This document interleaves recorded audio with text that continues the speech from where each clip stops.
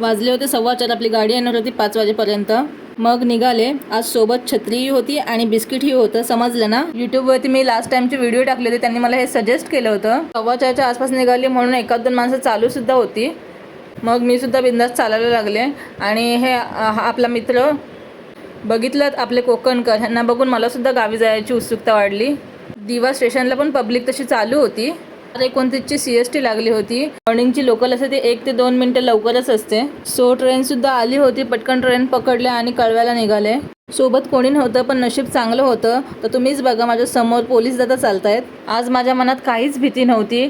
मी विचारच करत होते, ह्यांना कोणी माझी टीप तर दिली नाही. आपले महाराज दिसले आणि माझं मन प्रसन्न झालं.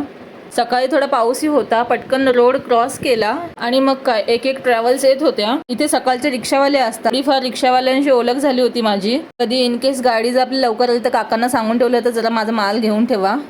तेवढ्यात आपली जीवदानी ट्रॅव्हल्स आली. आज आपले वेंगुर्ल्यातून 2 बॉक्स आले होते. एकटीला ट्रेनमधून घेऊन जाणं तर पॉसिबल नव्हतं.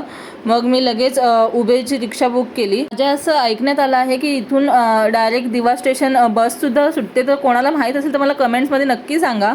हे फाटक दिसलं होतं, म्हणजे 6च्या आत मी दिव्यात पोचले होते. त्याच्यानंतरला मग मी माझी एक मिरर पोज मारत फ्रेश झाले. माल आल्यावरती मला काय झोप लागत नाही. सो लगेच मी घरी जाऊन बॉक्स जे आहेत ते ओपनच केले. तर ही आहे आपल्या हापूस आंब्याची आंबा पोळी, जी की मी 3 किलो स्टॉकमध्ये मागवली आहे. हे आपलं किसलेलं खोबरं आहे, जे की फ्रेश असतं.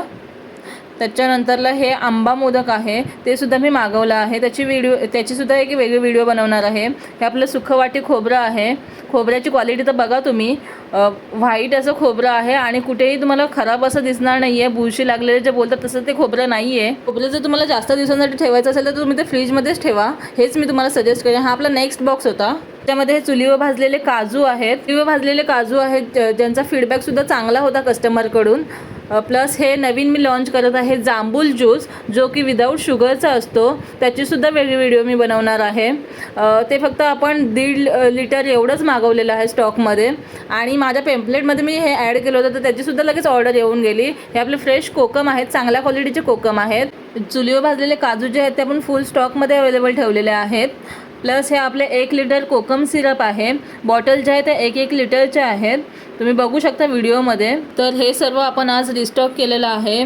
जर तुम्हाला कोणाला हे प्रोडक्ट हवे असतील तर माझ्या खाली दिलेल्या नंबरवरती व्हॉट्सअप किंवा कॉल करा आणि तुमची ऑर्डर आजच बुक करा. आपल्या कोकणातून येणाऱ्या पदार्थांना तुम्ही साथ आणि प्रतिसाद द्या आणि चाखा आपल्या कोकणची चव, जी की आपल्या माणसांच्या मेहनतीची आहे आणि आपल्या मातीतली आहे. धन्यवाद.